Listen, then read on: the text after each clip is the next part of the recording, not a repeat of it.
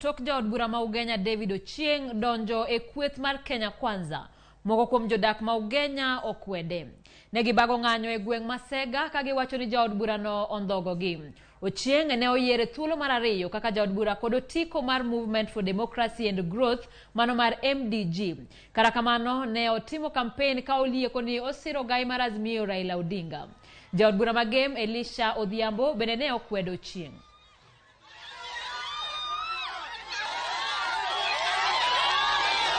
My brother, if you look at a country like Singapore, we have his leadership.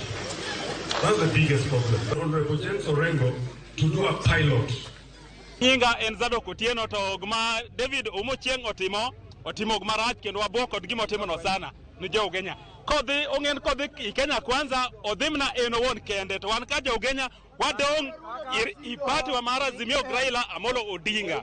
Ouso wa kendo wondo wa jom duto temane no ng'eyo ni wan David Jazimio moji ogocho ne ko ng'ene Jazimio to no wondo wa koro kuom sani ok wadware sana koro kaka an joma dware to bro dware an to ka dware oluongno by election mondo wago kura wan koro gimwa kwayo ka by any chance do ayud kaka dwa timo by election ng'ama no bedo number 2 ne chande warali behind him mondo watere ODM to dinyal red konyo Ugenya kae.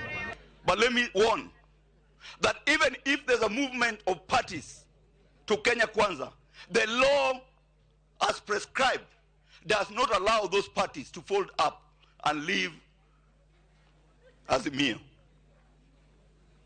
The law as prescribed and as read to us by Anderito, that all parties, the MOUs that were signed by the parties, they remain live, and that even as we go to Parliament, sometime in 10 days, Azimio will still remain the majority party in Parliament.